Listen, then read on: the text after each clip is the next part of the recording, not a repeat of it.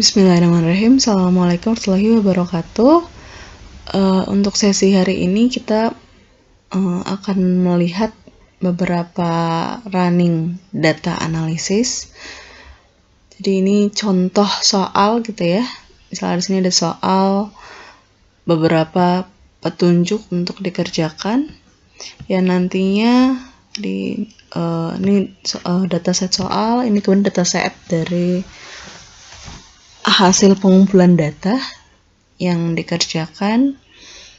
Nah, ada ID sampai skor keragaman pangan gitu ya. Keragaman pangan yang pertama. Misalnya di sini keragaman makanan yang pertama pada kelompok serealia, kacang-kacangan, susu, ayam, telur, sayur kaya vitamin A dan sayur lainnya.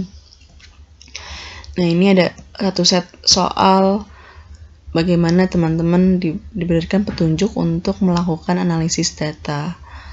Oke, kalau lihat dari soal di sini, yang pertama adalah kita diminta untuk menjumlahkan skor pada masing-masing item pertanyaan keragaman makanan untuk mendapatkan skor keragaman pangan. Jadi, pada konsep keragaman pangan gitu ya, kita akan melakukan penjumlahan dari masing-masing skor masing-masing food group atau masing-masing kelompok makanan di sini. Nah, ini ada petunjuknya, berikan name-nya adalah ragam total dengan labelnya adalah skor total keragaman pangan. Yang teman-teman sudah tahu, kita akan melakukan transform, kemudian compute variable. Nah, di sini target variabelnya ini yang dijadikan namanya adalah ragam total. Type dan label. Labelnya kita berikan skor total keragaman pangan.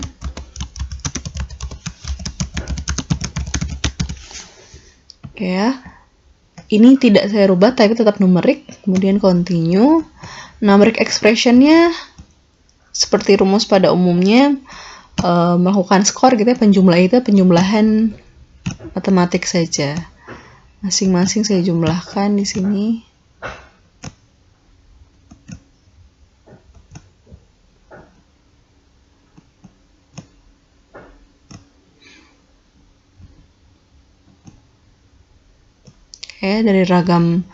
Dari ragam kelompok makanan yang pertama hingga ragam kelompok makanan yang ketujuh.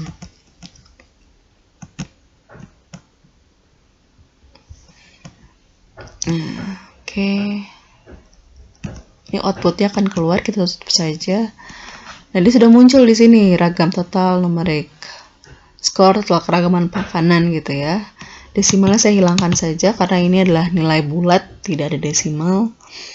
Nah, kemudian perintahnya adalah kategorikan skor total keragaman makanan tersebut menjadi kategori kurang beragam dan beragam. Jadi, nah dikatakan di sini saya akan membuat variabel baru lagi, yaitu kategori dari total skor keragaman pangan ini. Ya, transform. Nah, ini karena petunjuknya adalah melakukan variabel baru. Jadi saya tidak melakukan trim pada variabel sebelumnya, maka dari itu saya memilih recode into different variables. Kemudian input variabelnya ya tetap dari yang skor atau keragaman pangan tadi, gitu ya. Name-nya sesuai dengan arahan, yaitu ragam kategori, labelnya adalah kategori tingkat keragaman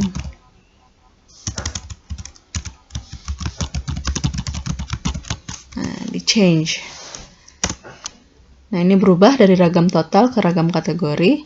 Old and new values-nya dikatakan di sini 0. 0 itu adalah a new value gitu ya. Kurang beragam jika skor kurang dari 4. Dikatakan beragam jika skor lebih dari 4. Berarti di sini ya, ini adalah 3,99. Walaupun saya tahu tidak mungkin ada angka koma desimal di dalam skor ragam karena nilainya adalah bulat, tapi ini untuk memastikan saja saya mau menuliskan 3,99 gitu ya. Value-nya adalah 0, dikatakan kurang beragam, di add.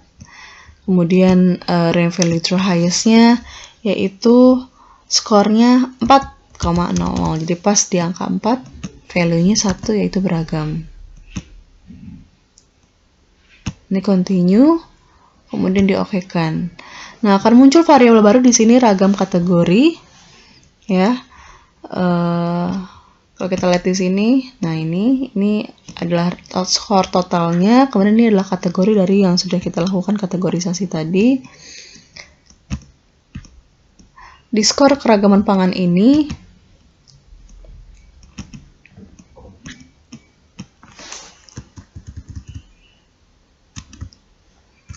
jangan lupa kita taruh dalam value tadi sesuai dengan arahan. 0 adalah kurang beragam, 1 beragam. Ya, oke.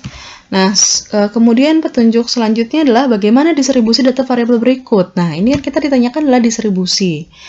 Bagaimana untuk skor total keragaman pangan, bagaimana untuk panjang badan balita, bagaimana untuk berat lahir balita.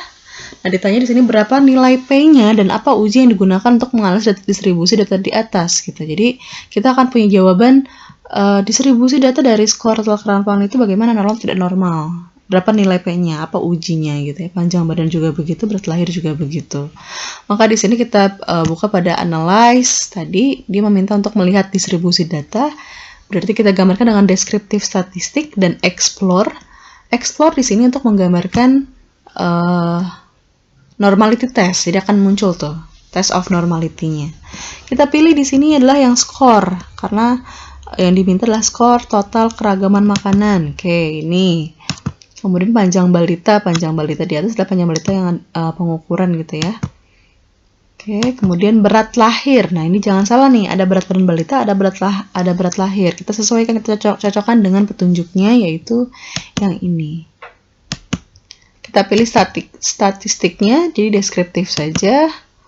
Ya, dengan p-value-nya atau confidence interval-nya adalah 95%. Gitu.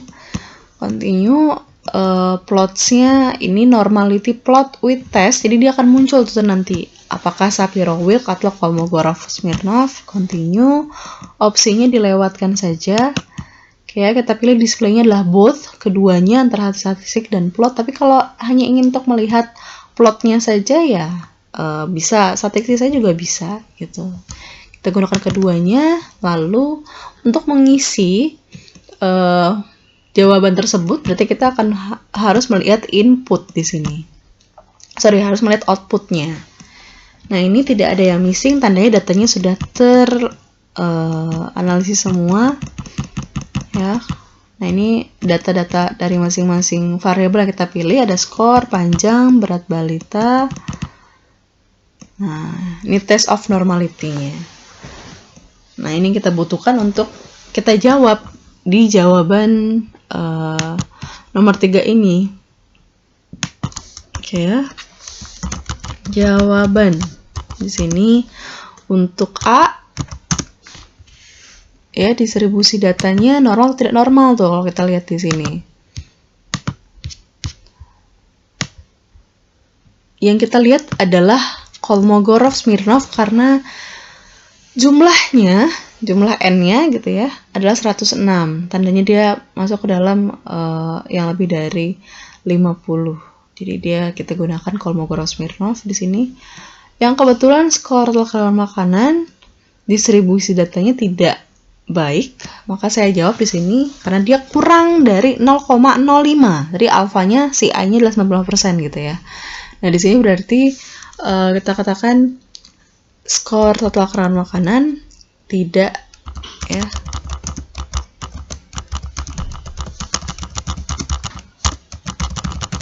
tidak berdistribusi normal. Titik, jangan lupa dijawab berapa nilai P-nya. Nilai P-nya adalah P sama dengan 0,000.